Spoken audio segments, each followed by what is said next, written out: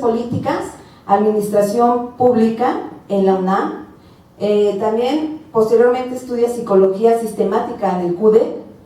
Es una terapeuta que está especializada en los sueños ordinarios de conciencia. Actualmente imparte conferencias, talleres grupales y terapias individuales en diversos lugares de México, España y Sudamérica. Bueno, la verdad es un personaje muy fuerte. Ahora nos viene a presentar sus libros, que tenemos es El juego de los animales del poder, edición Obelisco en Barcelona. Estos libros son editados en Barcelona, y Sueños que guían. Viene a hacernos la presentación de estos dos libros y a platicarnos un poco de lo que tratan estos libros. Quiero que la recibamos con un fuerte aplauso. Ella es Karina Malpica.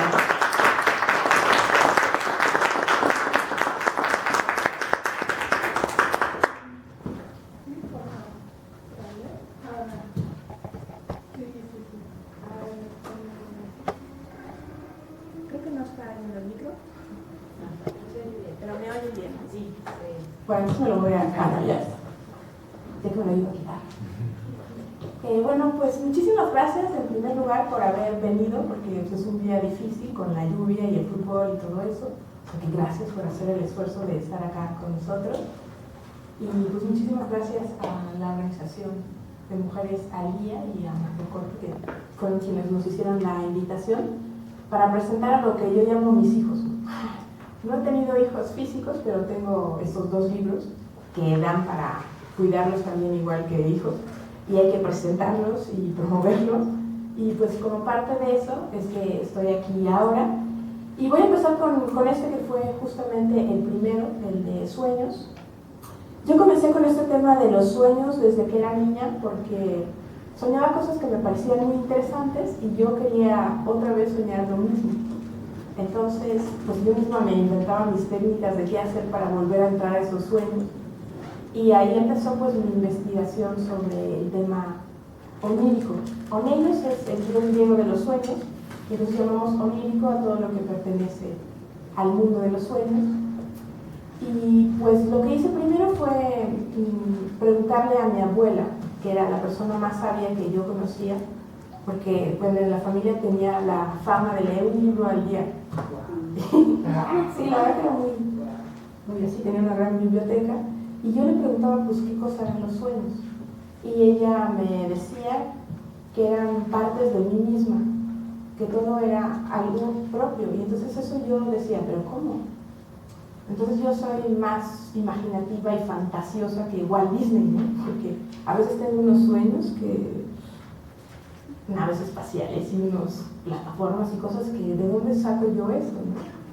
Entonces como que, bueno, me quedé con esa idea, pero como que no abarcaba la totalidad de mis experiencias. Y ya cuando en la adolescencia pues empecé a hacer uso de la biblioteca de mi abuela. Ella tenía los 2 tomos de la interpretación de los sueños de Sigmund Freud. Entonces me empecé a leer esos tomos y pues vi que ella me había contestado con lo que había leído ahí, que todo es, tú te lo dices y tú te lo comes, ¿no? Entonces los escenarios eres tú, los personajes son tendencias que te representan a ti, y pues todo es una pulsión de la libido expresada en imágenes, ¿no? Según Freud, para describirlo en pocas palabras, ¿no? Y a partir de ahí dije, bueno, ¿qué más hay? Y seguí leyendo. Y leí todo lo que tenía la palabra sueños en el título, me lo leí, ¿no? Entonces pasé después a la metafísica y al chamanismo, que también son corrientes que hablan del tema de los sueños. Y ahí fue cuando yo empecé, pues, autodidacta, a trabajar con el tema de los sueños. Y después estaba viviendo en Barcelona y no sabía qué hacer allá con un título de licenciada en Ciencias Políticas y Administración Pública, ¿no? Entonces dije, no, pues ¿qué voy a hacer en la vida? Abría los periódicos y solo había trabajo de camarera y limpiadora de hoteles porque era verano. Entonces dije, no, ¿qué voy a hacer? Y me metí a una librería que me gustaba mucho allá, a Runachala, y me dijeron, va a empezar una conferencia ahí, si quieres entra. Y en esa conferencia, pues se trataba de un enfoque así como nueva era, que tú tenías que pedir al universo qué es lo que tú querías hacer en la vida para que la vida te lo trajera. Entonces yo hice una petición que tenía que leer al universo 9 días, y esos 9 días lo que pedí es pues que yo pudiera hacer algo con los conocimientos que yo tenía en favor de otras personas y que me pagaran por eso. Y eso es todo lo que se me ocurría en ese momento. Y cuando lo leí los 9 días, en alguno de esos días pensé, a ver, pero ¿qué es lo que sé y qué es lo que realmente me gustaría compartir? Y dije, bueno, sé muchísimo sobre el tema de los sueños y sobre drogas.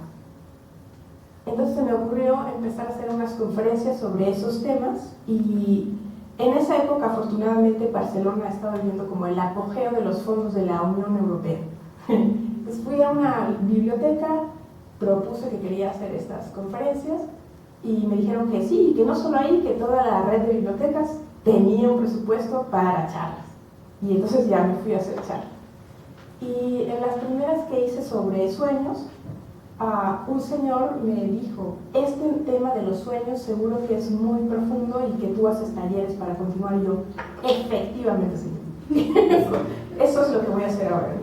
Entonces, incluso también dije que no tenía un lugar para hacerlos, y él tenía una amiga que tenía un gabinete de psicología, y ella, pues así también por cosas del universo, habló a la casa donde yo estaba viviendo, me ofreció organizarme los primeros talleres, y entonces yo rápidamente con mis amigas que siempre me despertaban o me hablaban en algún momento del día para que les dijera qué onda con sus sueños, pues yo les dije, voy a organizarles un primer taller para que yo también practique, y pues yo les diga qué es lo que yo hago para que ustedes también lo hagan y se independicen de mí.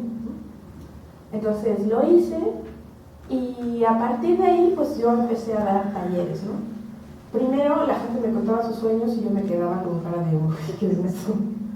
Pero después realmente la práctica hacia el maestro, y vas viendo pues las correlaciones de muchas personas, muchos casos, y aprendes cuáles son los patrones. Entonces pues empecé a dar talleres de esto en toda España, bueno, en varias ciudades de España, y a partir de ahí pues me escribía gente que me conoce porque tengo una web que es así como famosa sobre el tema de las drogas, y a veces ahí mando información de otras cosas, y la gente me decía, pero ¿cuándo vienes a Chile a hacer un taller? ¿Cuándo vienes a tal país a hacer un taller?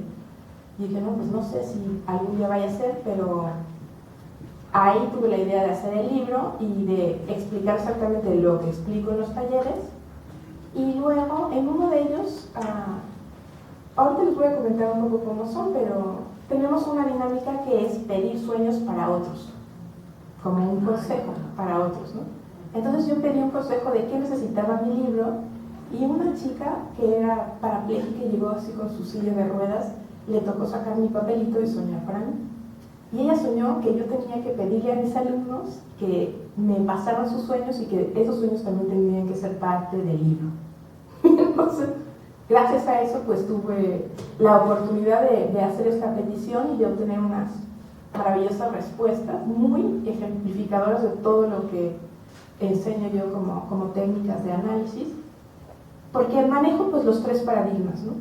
Lo que es el psicoanálisis, con esto que me decía mi abuela de tú te lo guisas y tú te lo comes, y luego la metafísica, que piensa que eso solo es un tipo de sueños, pero hay otro tipo.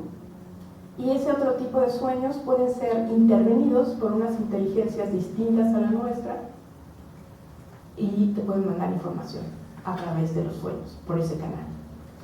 Entonces, claro, uno oye eso y si no tiene unos referentes, pues dices, ¿qué onda con esto, no? Pero cuando lo pruebas, lo compruebas. Entonces, yo ya no sé quién te lo manda. Yo hablo de la figura del consejo asesor onírico, porque vete a saber quién es, ¿no? A lo mejor realmente, bueno, mi teoría más cercana es que deberá ser un inconsciente colectivo de la humanidad en el que nosotros nos podemos conectar como nuestro internet cósmico o humano, y de ahí podemos derivar esa información. Porque además pues también está toda la historia de que todo lo que hemos vivido, visto, oído, está archivado en nuestras memorias cerebrales, aunque no tengamos un acceso inmediato a ello. pues también igual es nuestro propio inconsciente reconfigurando la información que ya tiene o ve por saber, pero el caso es que funciona, ¿no? Entonces, luego también pues el tema del chamanismo dice que esos otros mundos que visitamos en los sueños pues son tan reales o en todo caso tan irreales como este, y que también se puede ahí actuar lúcidamente con conciencia y ir hacia donde tú quieres y hacer ciertos aprendizajes en esos mundos. Y hay otra tribu que ahorita ya les voy a hablar más de eso, vamos a empezar con la historia de los sueños. Hay una tribu que los usa ritualmente, y eso también me gustó mucho y empecé a practicar. Entonces, pues en la antigüedad esas eran las concepciones que se tenían con el tema de los sueños. Tanto los chinos como los hindús como los egipcios pensaban que de veras había unos dioses fuera de nuestro mundo material que se comunicaban con nosotros a través del mundo de los sueños. Entonces tenían sus clasificaciones de los sueños y los veían como viajes que el alma hacía fuera del cuerpo, y pensaban que los sueños que involucraban a muchas personas y que eran importantes no solo para uno mismo, pues se llamaban así, grandes sueños, y los que solo te importaban a ti y eran sobre tus vivencias individuales, pues eran considerados sueños menores.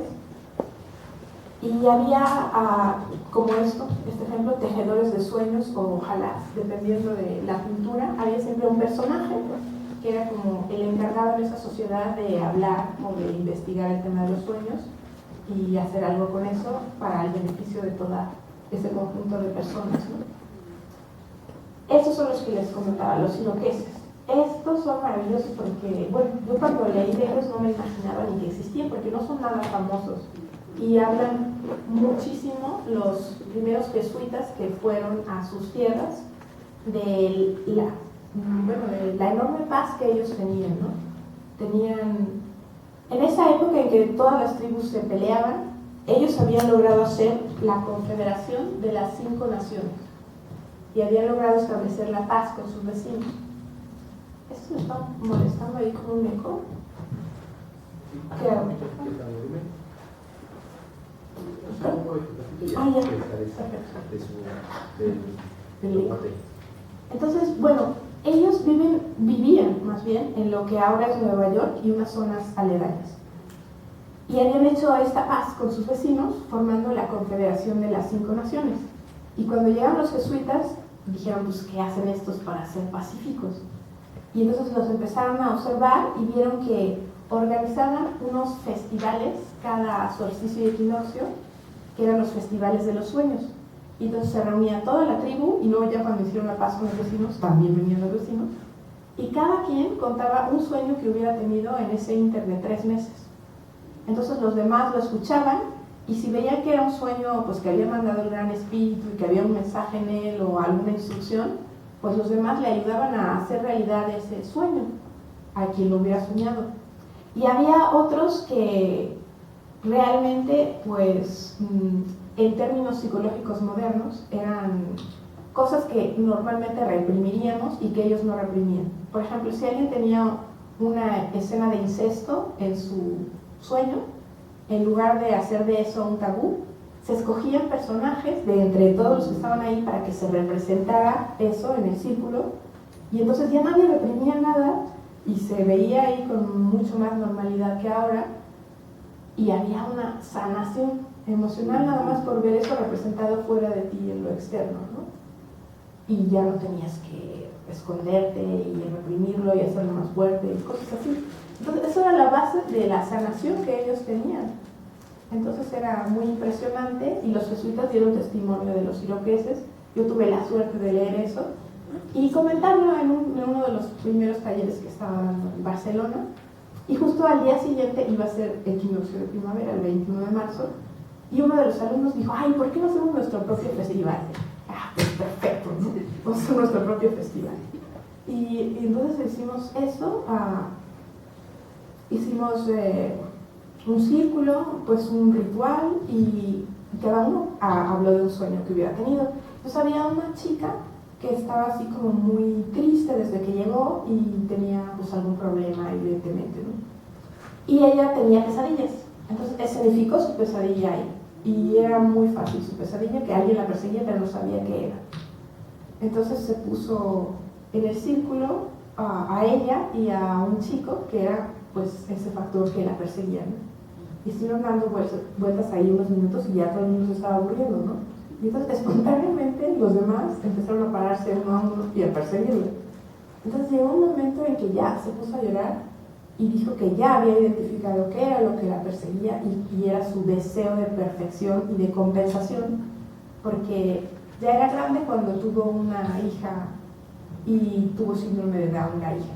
Entonces ella se sentía culpable y quería como sobrecompensar siendo la madre perfecta. Y la perseguía justo ese deseo, ¿no? De hacer todo impecable y la culpabilidad.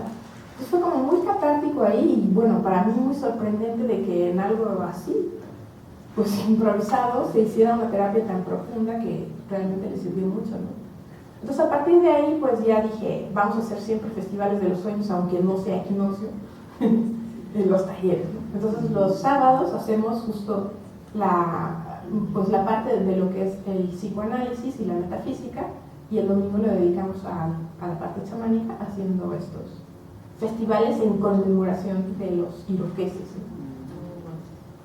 Entonces ellos pues también pensaban esto, que había una vida exterior y una interior, y buscaban qué significado podría tener esas imágenes, y como les decía, pues hacían sus representaciones, y todo lo organizaba la sociedad de la cara falsa, porque tenían unas máscaras estos hombres y mujeres, ¿no? Los organizadores, y decían que había 3 tipos de enfermedades, y uno de ellos, que era el equivalente a las psicológicas nuestras, pues son los que trabajaba la sociedad de la cara falsa. Los demás, que eran accidentes físicos o cosas así, pues había otras personas dedicadas a eso, y había una tercera categoría que eran como los hechizos, ¿no? Y para eso se ponían las máscaras y entonces iban a ahuyentar a los espíritus. Muy divertida esa película. Y bueno, tenemos también los griegos y los romanos, con todo su panteón de dioses. Ellos pensaban que los dioses mandaban mensajes en los sueños y tenían su propia clasificación en función de quién mandó esos sueños, ¿no? Entonces, si había sido algún dios, pues eran las primeras clasificaciones y podría ser un espectáculo. Si tú veías todas las imágenes, por ejemplo, si te querían avisar de que iba a haber una erupción volcánica, tú veías toda la erupción en tu sueño. Entonces era el espectáculo. Y si oías las palabras del dios diciéndote va a haber esta explosión y avisa, entonces era revelatio. Y luego si mandaba a un intermediario para advertirte algo, pues era el admonitio. Y si no te los mandó un dios, ya eran estas 2 categorías. Entonces ellos creían que había una parte superior del alma y una inferior, y la superior era sabia y te mandaba mensajes a ti personales, y esos eran los visum. Y cuando era tu parte baja y eran imágenes irrelevantes, esos eran los somnium. Esa es la diferencia entre somnium y visum. Y bueno, ahora sí ya entramos en lo raro. La cábala judía, la teosofía y la metafísica, ellos piensan pues que hay otros mundos aparte de este, y que uno viaja a esos mundos cuando sueña. Es como si dejáramos aparcado o estacionado el cuerpo ahí en la cama, y el alma entonces se va a otro vehículo más sutil y viaja a otras dimensiones, ¿no? Entonces, pues ahí sí cada cultura tiene sus mapas, ¿no? De qué es más allá de lo físico. Por eso es metafísico, es literal, ¿no? Entonces hay el mundo material, el nuestro, que algunos le llaman el plano físico, y en la cábala pues se llama Malkuth.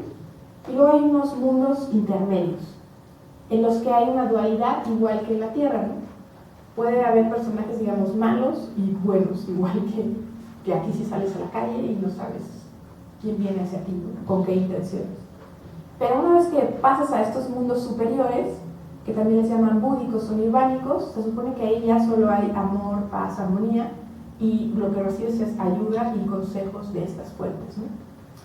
Y el último plano, el de la unidad, sería pues el gran espíritu, como lo definían los iroqueses, o Dios, o la conciencia colectiva, como cada quien guste concebir la divinidad, ¿no?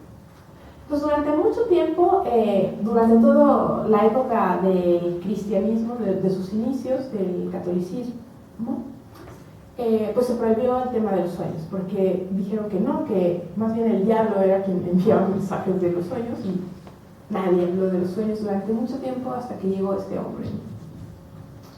Y entonces escribió estos libros de la interpretación de los sueños y trajo de nuevo el tema a Occidente, el tema de los sueños, ¿no?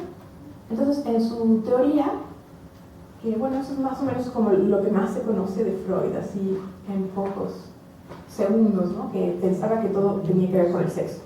Entonces, tenía razón. Tenía razón porque hay que leerlo en el contexto, ¿no? Él estaba viviendo en una época victoriana de auténtica represión sexual y de veras, mucho del contenido de los sueños tenía que ver con eso. Pero no era todo, ¿no? Por eso después hubo disidencias con los discípulos, ¿no? Pero en su teoría inicial, pues lo que hacían los sueños era una realización simbólica de los deseos reprimidos. Y las imágenes para él tenían un contenido manifiesto, que es el que podemos describir cuando recordamos el sueño, pero también tienen un contenido latente, que es lo que verdaderamente significa ese sueño, esa imagen del sueño, ¿no? Y el simbolismo para él ocurría porque pues había una represión velada de la pulsión, ¿no? Del alivio, ¿no? Entonces después llegó que es mi ídolo. Él dijo que, o sea que sí, pero no todos los sueños eran así y que había mucha más información y más cosas que ver en los sueños, y pues desarrolló más esta teoría de los símbolos, ¿no? Entonces, él, en este libro de aquí abajo, que es un poco como su biografía, su autobiografía, porque hay mucho de lo que él escribió sobre sí mismo, pues cuenta justamente varios sueños importantes que él tuvo y cómo precedieron etapas completas de su vida y le dieron mucho conocimiento. Entonces, en base a esa experiencia personal, pues él creó una teoría distinta, ¿no? Entonces, él dice que los sueños pueden ser un ensayo de las alternativas que nos presenta la vida, ¿no? Por ejemplo, me cambio de trabajo o me quedo en ese trabajo, y sueñas qué pasaría si es una cosa o es la otra, ¿no? O si se muere una persona. Bueno, cada quien tiene sus temas, ¿no? Y se ensaya ahí en los sueños, ¿no? Después veía que también había unos sueños de compensación que eran un mecanismo de autorregulación de la misma psique. Entonces, por ejemplo, si tú decías, ahora voy a tener una etapa de celibato, entonces estabas posicionándote en un extremo y el inconsciente venía y te presentaba el otro extremo para que tú llegaras a un punto medio. Entonces eran los sueños de reducción, ¿no?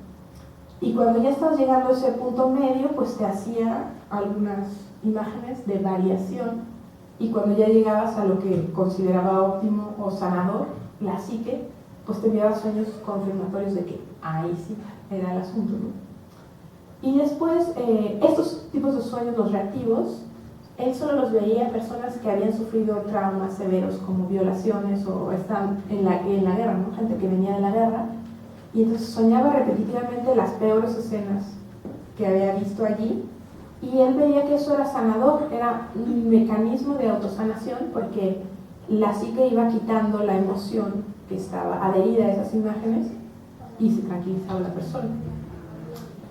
Y los últimos que él clasifica son los sueños trascendentales, que eran muy importantes y que proveían de autoconocimiento al soñador. Ahora este hombre es otro ídolo mío y todavía está vivo, es Bert Hellinger. Él es un alemán que ahora está siendo pues el fundador de lo que se conoce como constelaciones familiares. Entonces, eso es muy importante pues para la humanidad desde mi punto de vista, porque antes de Sigmund Freud nadie hablaba del inconsciente y ahora todos lo usamos, ¿no? Ay, esto lo hice inconscientemente. Antes no había inconsciente, o no había ese concepto más bien. Y después llegó Jung, y Jung dijo, el inconsciente no solo es individual, también hay un inconsciente colectivo. Entonces fue un avance más en la investigación de ese inconsciente colectivo, y él lo hizo a través de los símbolos. Y ahora ha llegado este hombre, que todavía está vivo, Y él ha estudiado su inconsciente colectivo y ha descubierto que se maneja por grupos. Entonces hay un grupo de un sistema familiar y hay un grupo de una nación o de una raza o de los colectivos, ¿no? Entonces lo que pasa en esos inconscientes grupales está afectando a los individuos que pertenecen a él, incluso si no sabe el individuo que eso existe, porque en otro nivel sí estamos conectados, ¿no? Entonces eso pues resuelve muchas otras cosas, está iniciando la resolución a nivel mental de muchas otras cosas que nos planteamos, como esto que les decía, ¿no? De cómo es posible tener un sueño para otra persona. Porque a lo mejor sí existe. La teoría que ahora explica un poquito más eso es la de los campos morfogénicos, ¿no? O morfogenéticos. Entonces esta la desarrollaron unos etólogos que se pusieron a estudiar a unos monos que vivían en unas islas, estaban separadas las islas, y cambiaron la conducta de una monita que se llamaba Imo, que ellos comían unos raíces, unos boniatos, y solo las sacaban de la tierra y las sacudían, y se los comían. Y entonces a la mona la enseñaron a lavar en el río antes de comer el boniato. Y la monita enseñó a sus hijos, y los hijos enseñaron a los amigos, y total que en esa isla ya determinado número de monos empezó a saber cómo lavar sus boniatos antes de comerlos, y eso es lo que observaron que era súper raro, que automáticamente cuando determinado número lo aprendió de manera individual, en las otras islas, otros monos de la misma raza empezaron a hacer lo mismo sin que nadie les hubiera enseñado directamente. Entonces ahí se empezó a especular sobre este almacén de la conciencia colectiva de una especie. Y ahí se abrió la puerta a todo esto que apenas estamos empezando a investigar y que pues Hellinger lo hace en la especie humana, ¿no? Cómo funcionan los sistemas familiares, qué pasa ahí que está afectando a todos aunque no lo sepamos, ¿no? Por ejemplo, si hay un excluido, alguien que fue desterrado de la familia, a veces lo representa a otro, ¿no? Incluso si no lo sabe, y empieza a presentar los mismos comportamientos. Él observó con los animales, ¿no? Entonces, digamos que los padres les mienten a los nietos y les dicen, no, los abuelos no fueron nazis, se murieron cuando empezó la guerra, o antes ya se habían muerto, y no, y resulta que eran super nazis, ¿no? Pero aún sin saber esto, con este engaño, los nietos empezaban a ser neonazis, como para reivindicar lo que hacían los abuelos, ¿no? Entonces, cuando se les hablaba